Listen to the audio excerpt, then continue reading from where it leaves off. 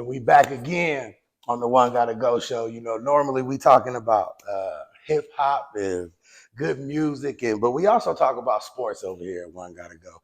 And we talk about boxing over here at One Gotta Go. So if we're gonna talk boxing, you gotta bring one of the hottest boxers in the game. You feel me? When a man's so cool, he come to your crib. You feel me? He come to your crib and knock it out, because we've been trying to knock this interview out. I want to let y'all know he a two-time world champion, future Hall of Famer, come from boxing greatness, and he gonna make his embark on the game just like his father did, maybe even better. I'm talking about none other than Shane Mosely Jr. Yes, sir. What's up, baby? How you doing, man? Oh, I'm doing great, man. Thank you for having me on. Man, right on for coming through. We've been trying to get this interview cracking, but we finally made it pop, man. And I'm just glad he's here. We're going to talk about boxing. We're going to talk about the state of boxing. That's right. We're going to talk about why the biggest fights ain't being made and why fighters is running from each other. And we're going to dive in a little bit to his career, because see, behind us, right?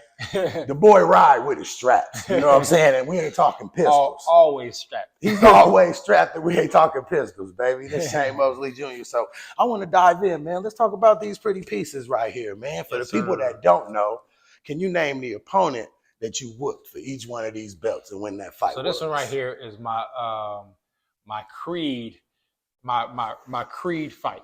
So if you know anything about the Creed movie, when Creed fought for one of the first fights he did, he fought a guy, I can't remember what the guy's character's name is, but he fought the real guy. His name is Gabriel Rosado. Yeah. So Gabe Rosado, I fought in real life for this, and it was actually kind of real. It was cool because, you know, obviously if you think about the storyline of Creed, his dad was a legendary fighter. Right. He was kind of following the footsteps. For sure. And so I'm the legendary. Well, my dad was a legendary fighter. For sure. I'm following in his footsteps. And what was really cool is because Stitch Duran was in my corner for that fight.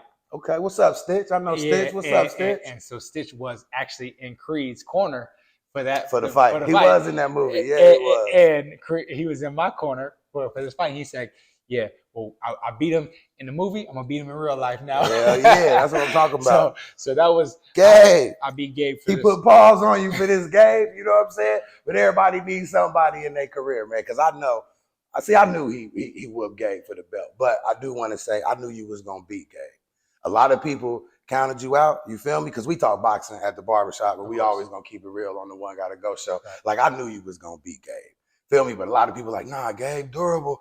Woo, woo, woo. He can do this. He can do this. He done been in there with this guy, this guy, this guy. I'm like, nah, but Shane can get in. Right.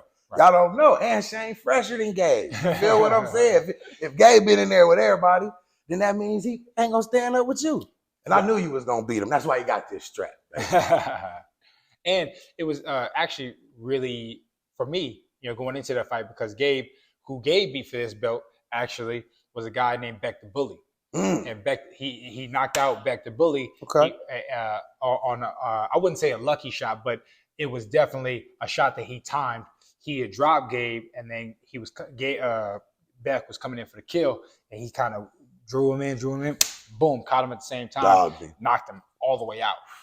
And so I was like, man, if I go in there like crazy, Gabe could probably knock me out too like that. Yeah, no, you got to be careful with Gabe. Gabe ain't no slouch. Oh, no. Gabe ain't a slouch. He never said you was. I just knew Shane was going to whoop you, dog. We keep it real over but here, you know. Taking that into account, I realized you can't exchange with this guy like that. You got to be able to touch him, make him, mess him up. Right, getting his brain, throw his game off. Because everybody that's ever been in there with all those guys, he's super duper competitive. Why? Right. Because they in there, they try to get him out of there, and he's right there for all of that. He wants that, right? Yeah, obviously he's willing to take one, boom, to knock you out. Yeah, right. Sure. So I knew, okay, I can't get reckless in there. I gotta get my stuff, get out, get my stuff, get out. That's right. Dope. And like the sweet science, it's hit and not get hit. Hit and not get hit. Well, swim and not get wet. That's right. But swim and not get wet. But this is where I think a lot of people get it wrong, right? Come on, tell us. He got straps. Because it's a chain, right? It's hit, not get hit, hit, not get hit, hit, not get hit, hit, not get hit. It's not hit, not get hit, run. It's hit, not get hit, hit again, hit, not get hit, hit again, Yeah. right? Just like a chain link. Yeah, for sure. Right? You got to link all these things together. You can't I like just how you put that. You I can't like how just you put that. do that and run and do that and run, right? And that's why we have that. I got to hit, not get hit so I can hit again, and then not get hit and then so I can hit again.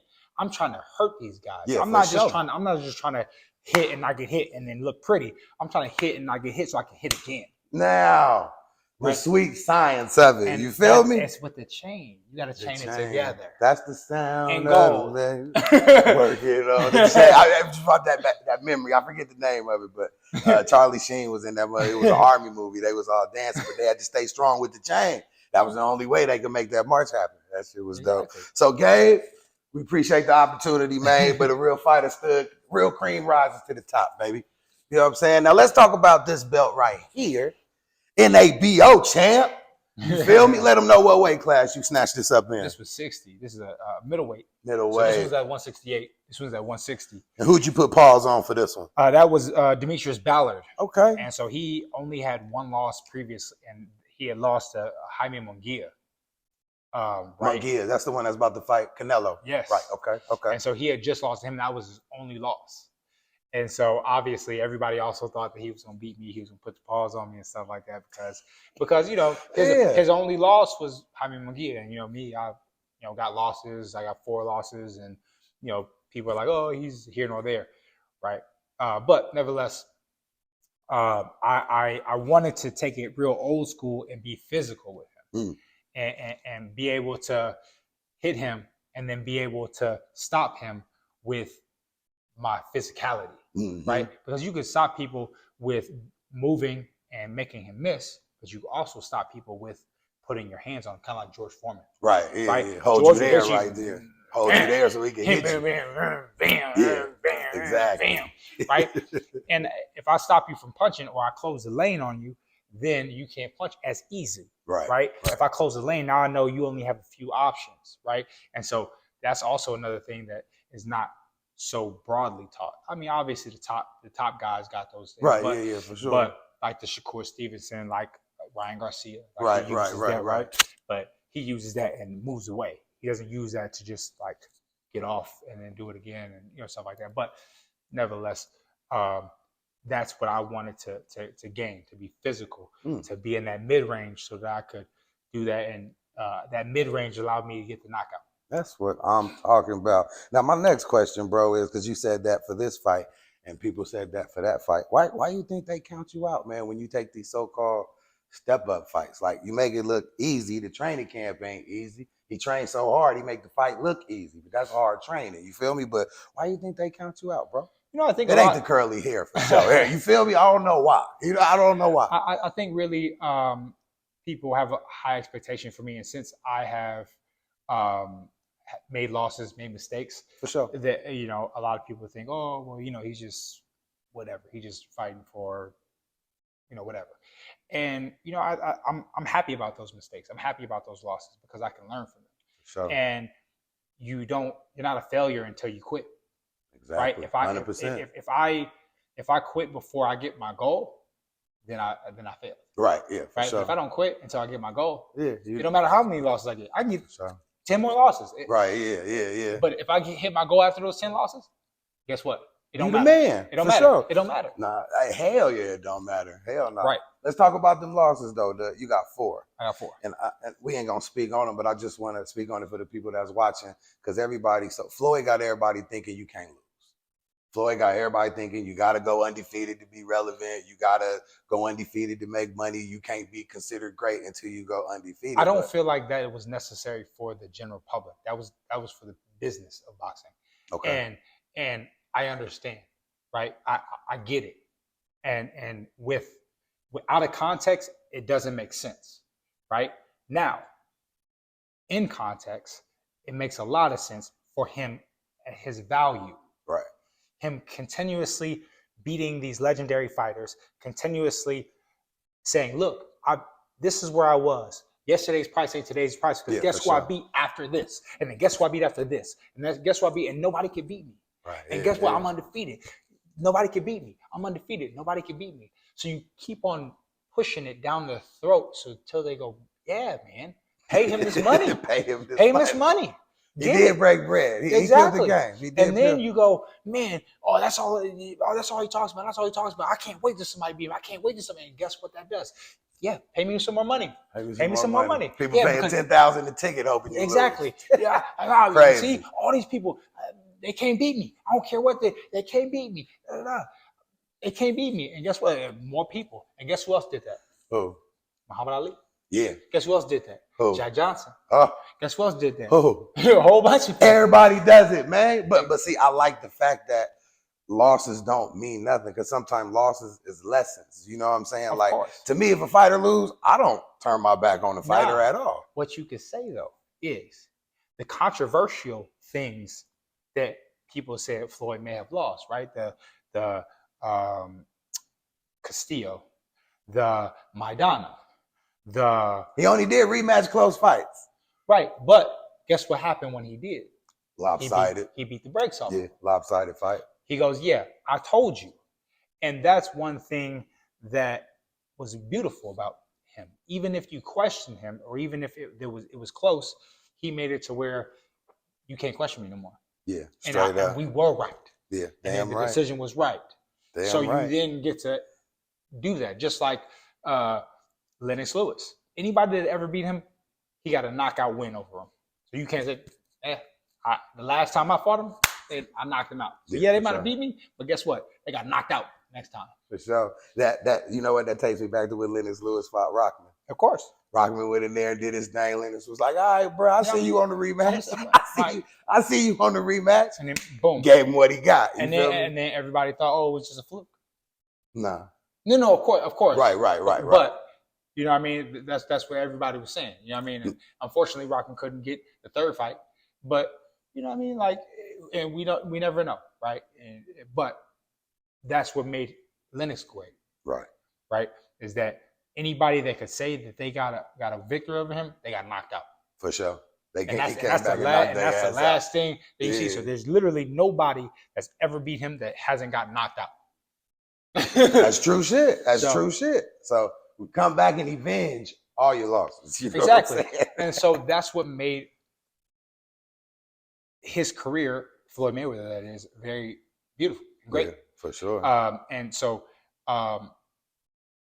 like you could say that, yeah, he never lost, but the ones that are controversial, he made up for it.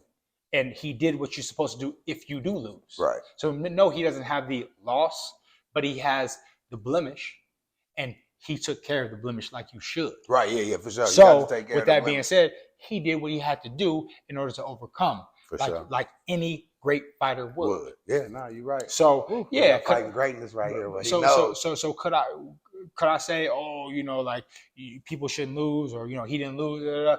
Yeah, you maybe not have lost, but he did what you're supposed to do when you get into situations like that. So that's one thing that you could take, like Devin Haney just lost to Ryan Garcia. Guess what? Hey, you know, and that's one thing I hate about what was boxing. Your take on that fight? Well, let me tell you what I hate about boxing. Yeah. Let me tell you what I hate about boxing. Yeah, come on. Speak your piece. Bro, Devin Haney is still a great fighter. Oh, for sure. Do I think that he could have made better adjustments? Do I think he could have fought better? Do I think he took the wrong game plan in there? Absolutely. But that doesn't make him a bad fighter. Even if they fight again and he loses, he still beat Lomachenko. He still beat the list goes on. Yeah, the list goes on. I mean, Regis Prograis, Jorge Linares, Yuriorkis Gamboa. Like, yeah. I mean, like, bro, he did the dang thing.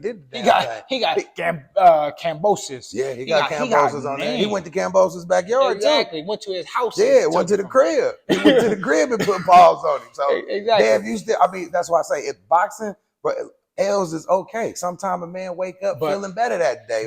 But what I dislike is the culture of boxing, because we put these things on a pedestal. So when you do put, you know, a career like Floyd Mayweather on a pedestal, then people expect that to be, and they look at that as the standard of greatness. Right. Yeah. Now I understand, like I said, out of context, it don't make sense. Right. It's like it's stupid. But in context, when he's trying to demand this money for himself, for his family, for why he became a billionaire. Yeah, for sure. Right. Yeah. Then you go, all right, yeah. you gotta do that, Yeah, right? for sure. You do that, 100%. yes. If I can make $1 billion in my career, shoot, I'm gonna do it, right? I'm gonna say everything I need to say. Damn right. Right? Hell yeah. Hell yeah. You damn right. But I'm still holding this belt like no, it's it's all mine. This good. It's motherfucker all looks so good it right matches. here. It goes, I'm matching. yeah. Kansas City, baby. Yeah. I'm matching. But no, I did want to ask you before we go deeper into that, because we are here. We're here to talk about you, your career, the stuff you've accomplished. We've been talking about all these other people, but I want to know what's next for you. Because I heard, correct me if I'm wrong, I always keep my ear to the street. I heard you calling out Danny Garcia. Is that true? Man, I would Danny Garcia. I would like your Lara. I want my man because I believe Jamal Charlo's going up in weight. Okay. So I think I believe Charlo, you want some? I mean, that's my guy. I ain't gonna lie, that's my guy. But business is business. But right, if he's still champion, I want it. Right? If he ain't champion, if you moving up in weight, I want Carlos Adames. Right? And then he got a hit list. Boy. And then last but certainly not least is 1, 2, 3, 4. Janabek Mataku. I know who you talk about. We ain't gonna disrespect today, but he gonna whoop your ass too, brother. Whoever you is, he gonna dog you too. Now, okay, but, man, that's dope. Right. So I want to do something that my dad never did. Right. And this is how Which is what? He never became undisputed champion.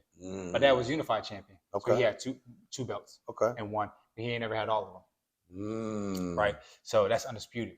For sure. Right. And obviously, if I want to be great, if I want to be legendary, right? You gotta accomplish legendary shit. You gotta go do legendary shit. Right? Yeah, for sure. So with that being said, that's why I want Lara first. If I could fight any champion or Danny Garcia, either one of them. Man, y'all get up there. Where y'all at, man? Right? Because don't run from shame. But because those are guys that they can make their claim to legendary status. For sure. Danny Garcia. Danny put in some work. He got a good resume. And Lara put in some work. Exactly. A lot of people think he beat Canelo. You know what?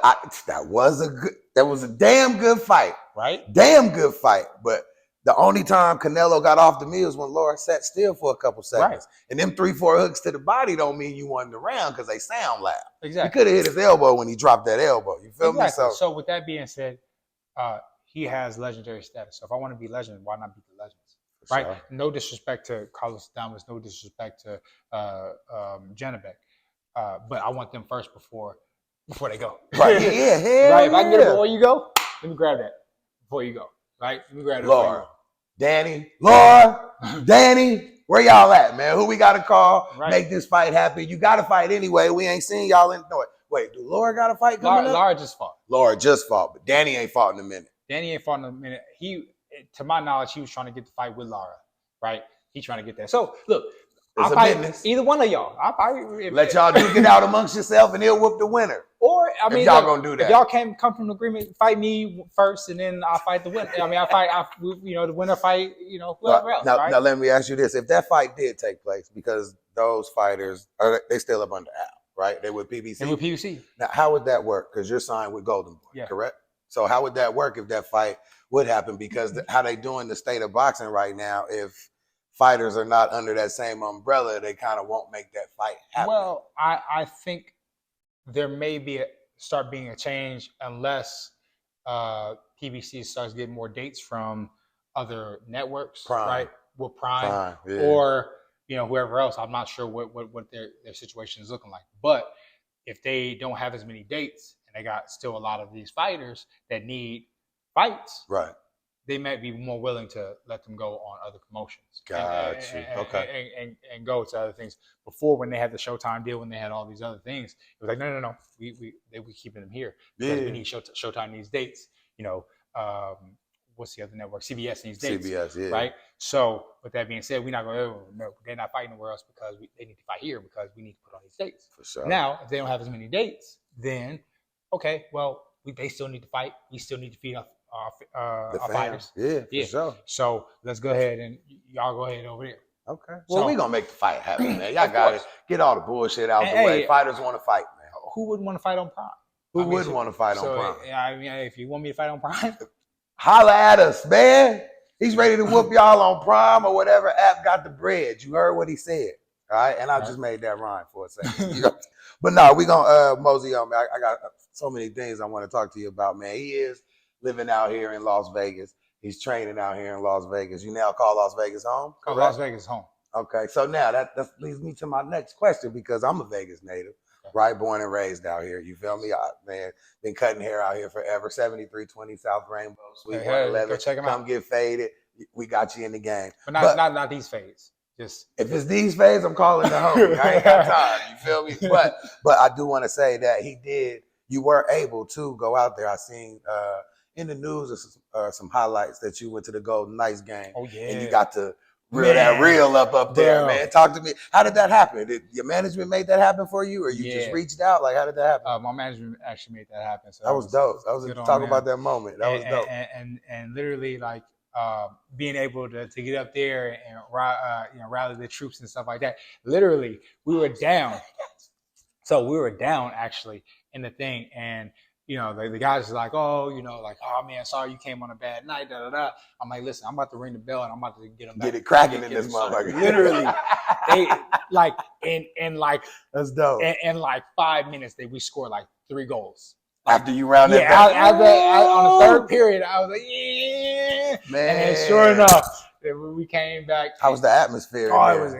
Because I've never been to a hockey game. I've been wanting to go. What? Maybe I can go with you. Man. Y'all heard him say I can go with him if he did. We're going to sneak me in the back door. I ain't never been to. I want to go, bro. I do. So I've been to other hockey games. There's nothing, and I do mean nothing, like a Vegas Golden Knights game. Really? I've been to many hockey games. They say it's football on ice. Bro, no, but no, it is. But like what I'm saying is the experience of like the Golden Knights game is crazy. Like it is the best experience you can go to in hockey. And literally, I know people that have been hockey fans like their whole lives, and like, bro, like there's nothing like a Vegas Golden Knights game. Dang, we just do it big. We do it big in Vegas. I know it, man. We champions out here, man. Except for them Raiders. We don't like you. We about to go two times. We had to go 2 times. Oh yeah, for sure. Golden ain't nobody beating the Golden Knights or the Aces. This is back-to-back etiquette out here, except for you Raiders. I gotta get y'all shit together. So let's say this. Hold on. Okay. So I want the Raiders to do good. Listen, do I think that they're gonna be the Chiefs? Unfortunately, no. But do I think they're gonna be better this year than they were last year? Yes, absolutely. I think they are. So long as they have a better record but still losing the division, because we run the division, so they're gonna have a better record but still. I'm with that. I can do that because we gonna three-peat. I think so too. Before the cameras came on, he told me we no. I do agree. I mean, look, you got a man on a mission. He was even talking about like, look, Pat Mahomes. Exactly. We gotta do it again. Man on a mission. And when you got a man on a mission trying to break greatness, like when Brady was doing it, man. It's hard. It's hard to do, and obviously he can't beat Brady no more. Right. He lost that opportunity, unfortunately. But for sure. But how he can beat him is doing this. Right. Because did Brady ever do this? Never. Exactly. And I said that too. If we get a three-peat, he don't need 7 rings. No, 100%. You don't need 7 rings. You have your claim. Yeah, for sure. 100%. Because who else has done it? Nobody. Exactly. Keep Sweat. Nobody. Exactly. So with that being said, we got a man on a mission, and unfortunately, like I understand that. I've been around men with missions, like my dad, like guys like Mike Tyson, guys. I've been around guys like this. When they on a mission, it's like boom, right? Like there ain't nothing that can break this, right? I'm a man on a mission. I'm about Pat's on a mission. We on a mission. He's on a mission. Exactly. He on the same mission Pat Mahomes on. You think he finna take an L? Hell no. Right. Come on, when the mission's in your eyes, you got to keep your eyes on the prize, man. That's just how it go, man. But make sure y'all like and subscribe before we continue this conversation. We appreciate y'all tuning in. But my next question for you, though, man, you want to continue your legacy. You want to make the boxing world recognize who you are outside of who your father is. So when it's all said and done, excuse me, when it's all said and done, what do you want Shane Mosley's Jr., what do you want to leave on boxing? What's the mark you want to leave on boxing when it's all said and done? I just want to do my best, right? Like and set goals, do my best to achieve them, get them, right? If I set a goal that I'm gonna be undisputed world champion at middleweight, right? Is that gonna be difficult as far as the competition is gonna be difficult as far as like keeping on the weight? I'm 33-year-old man, for sure, right? And so with that being said, obviously it's hard making the weight, right? But I don't care. I'm gonna do it. I'm gonna do what I have to do. I'm gonna be as disciplined as I'm I want to be, and I'm going to do everything in my power to do the goal that I set out to do. For And sure. then, after I meet that goal, I can then go and look to see what's next, whatever that may be. Do you see yourself managing fighters, promoting fighters? Do you see yourself starting a promotion company? I'm gonna hit my goal first. Okay. No, I'm saying after. That's what I'm saying. After you hit your goal. Okay. But I'm gonna hit my goal first. I don't know. Right. It could be something different by the time you hit the goal. Exactly. Yeah, for sure. You know what I mean? I get it. I might be, everybody says, like once you become champion, like world champion for the first time, and get one of those major belts, right? It changes you, right? Obviously, these is major, man. These is major. Of course, 100%. These is major, and those are stepping stones to get to the next level, and then that's gonna be a stepping stone to get to the next level, right? They're just plateaus, for sure, right? So obviously, I'm happy. There's literally people out there that have literally told me to my face they told me, Shane, I never thought you could get one of these, just one, and now he's letting me hold two, and I got 4 of them now. I got 4 of them. Play with him. That's a man on a mission, man. Exactly. You feel me? And I'm coming for at least 4 more. I believe. And I'm trying to be front row at all 4 that you snatch up because I believe in you, dog, on everything. I don't know if y'all know, I had a podcast a while back called The Main Event Podcast. Shout out to Mike Lenardi. I reached out to him for him to get you to come down and mess with us. So what up, Mike, man? Appreciate you. Management. No, man, that's the homie right there, man. I seen him. It was his birthday not too long ago. Yeah, it was I told him happy birthday, but he probably got a million people. He didn't respond to me. He probably got a million people on him, but it's all good. I love you anyway, Mike. We still homies, baby. Don't even trip. But to bring up what we were talking about earlier, because you posted something on your social media. Yep. And I don't remember the question verbatim, so if you can say it for us right here, we can go ahead and dive. What was that question that you posted? That question was, is boxing dying or is it thriving? And I just wanted to hear everybody's thoughts. Okay. Right? Because I do believe, right, just like anything, if you don't have information, you can't make changes. Right. Right. So in order to make boxing better, even if I feel like it's dying, it's thriving, it's neutral, whatever the case is, if I don't have information, I can't make it better. I can't be a part of the change. Right. Right. True. And so that's what I want. I want information from people, from consumers, from people in boxing, people that hate boxing, whatever the case is. Right. I want to hear what you got to say. Please tell me. Right. I'm trying to make boxing. Boxing great again. Yes, because it was great, and it's one of the first forms of combat, right? Of competition, right? It was wrestling and boxing. Right. That's how people competed. Okay. So let me ask you this. If the boxing god came down from the sky, the boxing god, the man who could snap his fingers and make it pop, and he goes, Shane, you tell me how we can make boxing great again, and I'm gonna do it right now. So according to your standard, what needs to happen to the sport to make it great again? So I, for one, believe one of the biggest things is the best, always fighting the best. Along with that, we have a better card collectively. Unfortunately, people don't want to see one-sided fights. Yeah, for sure. That's not worth it. We don't want to see one-sided fights, right? But when we talk about from a money standpoint, it makes more sense for me as a promoter to have my big fight, which I'm paying a lot of money for. Right. Obviously, these fights are expensive. They cost a lot. Yeah, hell yeah. Right. And then the little bit of change I got left, I still got to put on the whole card. For sure. So if I've been paid Ryan Garcia how much money, and I paid Devin how much money? So that's $25 million between both of them, or right. 30 let's between just say, both of them. Let's just say, right? Right. How much money do you think the network is giving us? How much money are we making on concessions and all this stuff? It's still a business. It's still a business. Right? So I still got to make money on the back end or somehow, right? If I'm paying these guys all this money, which they deserve. I'm not saying that they don't. For sure. But it's like, how can I put on another competitive fight? Because if I put on another competitive fight, I got to pay money. For sure. Right? Yeah. But if I'm not paying as much money for a fight, or I don't have enough money to pay that, right? I then maybe, hey, you want, $10,000 to fight, this guy? Right. All right, shoot. Yeah, it's $10,000 more than I would have got, right? Yeah, Let's say, whoever, right? Regular type of fighter, right? And then he fights the up and coming star, right? That they're trying to build. And it's like, oh yeah, oh shit, I'll take 10,000, whatever the case is. All right, for sure. Right, Like right. you wanted to help him build up, but it's not competitive, right? And then you get these fights where it's like, oh, that was one sided, right?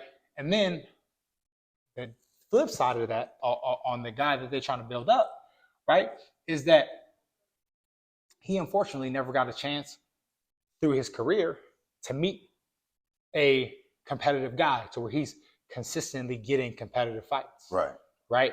To where he's challenging himself and having to make adjustments and having to dig deep and work with his trainer or coaches or whatever the case is to make himself better, because he's just watching these guys, watching these guys. Watch every guy he step in the ring. And then when he get into somebody serious, it's like, oh, this is I wasn't expecting this. Yeah, for sure. I think that's what happened to Deontay Wilder with Tyson Fury.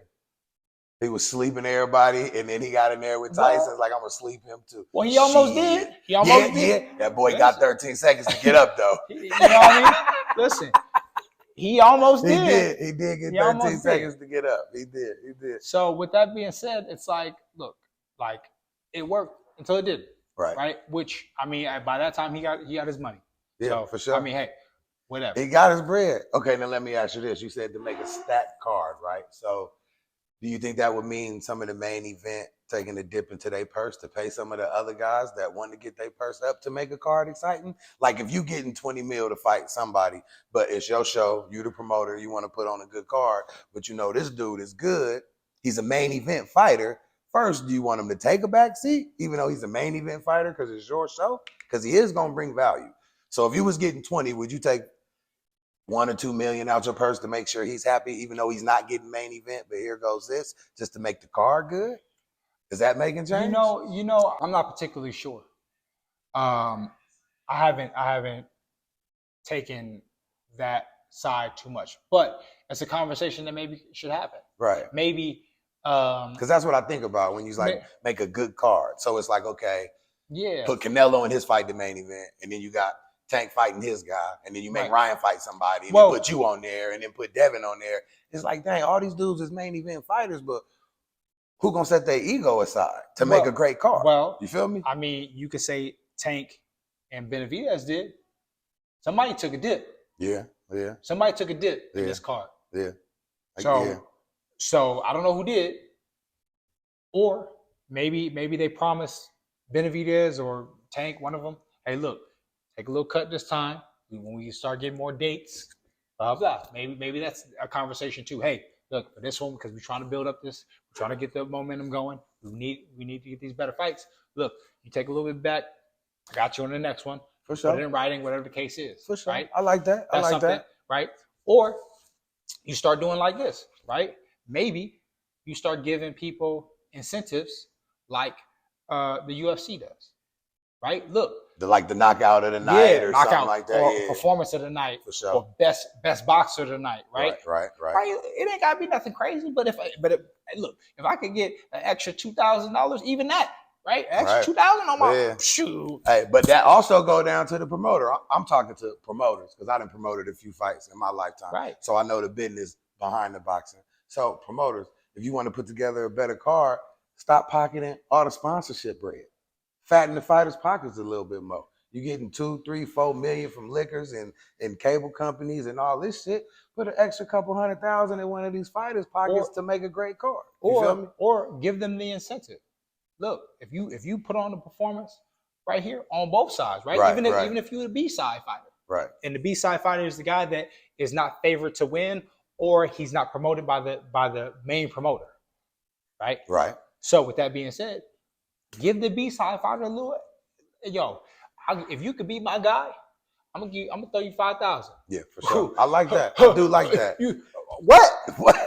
He gonna go out there a little freakier on that. Exactly. Yeah, for sure. And guess what? You get to challenge your guy. Maybe he wasn't competitive at first, but now he got the opportunity to get 5 more thousand. You think he'll try to? He gonna try to hurt that boy. Exactly. He gonna try to hurt that boy. And then you better the card, right? And if your guy doesn't elevate now, he's never gonna elevate. True. right? True, So put him in true. situations to where he can elevate. True. Why not? Yeah, no, that's absolutely right. If I'm getting if I have a better opponent, I get better, right? So give him the opportunity to do that. And why can't you think that you ain't got $5,000 extra, right? Of course you do. Right, yeah, exactly. Of course you do. Promoters, fatting pockets out there, man. And listen, y'all stop playing. God forbid you put a 50,000 out there. Oh yeah, he might bring a pistol to the ring. He might bring a pistol to the ring with him. You put 50,000 on him. Right. Damn. Said, yeah, no, that's true. But that's what the UFC do. No, they do that. They put that out there. And that's the only way. And even if imagine now that the public knows that you're doing this too. Oh, dang, you taking care of your fighters. Right. Oh man, they really out here doing their thing. For sure. Oh, they really trying to make better fights. Right. This is how you can do it. It is all about the fights. It is all about the fights. Now, one thing, and this is the very, very, very unpopular opinion. Speak your piece on the One Gotta Go show. We speak peace around here. No, 100%. Tell the truth. So I think that a person that doesn't have a clear vision or a clear goal is lost, right? So why are all combat sports? I don't know where I'm at. Why don't I never know where I'm at in the fight? But when I'm fighting. That's true. Why? I guess the trainer's supposed to know. But how? If it's all subjective, right? How could I possibly know? How could I possibly know what these guys are thinking if they're not telling me? And how can I make adjustments to my training, to my strategy during the fight as well as afterwards? I don't even know what y'all are scoring. Like during if I go and watch the fight back, how do I even know what these judges? I could, if I had the thing, I could go, okay, well maybe he thought he judged it this way, right, this round, but I think that That's true. I don't know, but if you go, he won this round. This is why, right? He won, effective. So you saying they think they should send notes to the corner? No, bro, I can literally call anybody right now. I can get any information I want right now. You telling me that there's not a judge that could put up on a scoreboard, whatever, like there, boom, E, right? We know what E is, effective aggressiveness, right? Right. P, punches. Right. Or power or aggression, A, right? Right. That's real easy. That's true. He won, A, aggression. You think if a fighter knows he won that round, he might take off the next round? Listen, I'll give you an think example. That might affect it that way, right? Oh no, that's how I'm thinking, though. Okay, hear me out. For one, you're not a real fighter. You're not a professional if you do that. You're not a professional. But if you're okay, look, guys that are going to do that are going to do that anyway. Floyd Mayweather, Muhammad Ali. There's countless of guys that do that anyway. If they won a round, they need to take a break. I'm going to do that anyway. At least, no matter what, at least I know what's going on. Like I said, a clear vision. I have a clear understanding and a clear vision. And now, if I don't choose to fight, everybody else knows that I chose not to fight. Everybody watching knows. Okay, I get he that. knows. I get everybody. that. It's accountable for everybody. And right. it's not to keep the judges accountable, it's to keep the fighters accountable. Because I'm in control of my destiny. For sure. I'm in control of these things. For sure. And if the general public sees now you were up there and you ran, you think they're gonna support him? No. Exactly. They're gonna go boo. Boo. Yeah, they ain't gonna pay us money to see him. Exactly. Exactly. And you knew you were up. Right. And you chose to run. Yeah. You knew that you were that happened. Yeah, that happened. Exactly. Yeah. Fighters do that all the time. Exactly. You knew that you were up and you chose to lose. I'm not gonna support you no more. Because every time you get into a situation like that, you do this, right? Every time you were down, you went for it. I like you. I like you. You knew you was winning and still went for it. Exactly. Yeah. Like Max Holloway when he knocked out Wilson and Gaethje. For sure. Yeah. Right. Yeah. He said everybody knew he was up 4-0. 4-0 at least. Yeah. Right, going into the last round, obviously, and he go, come on, middle of the ring. Let's get it in. That's why it was so great. Yeah. Because the dude was up. At worst case scenario, it was 3-1. I doubt it, but I think it was 4-0. I think he was dominating completely. I don't think Gaethje won a round. And he said, 10 seconds. Let's meet in the middle of the ring. People go, dang. I know it. Dang. That's crazy. And now if everybody can see it and that would it's make clear, boxing great again. Right? That would. I like that. And y'all better get y'all shit together, boxing. That's a good ass idea. A lot of people, because we're in the information era. So you telling me all these people that can get all this information don't want to know? Like, you think that people truly care about, and the winner is? No. I'd rather know where I am in the fight at all times. At all times. So that I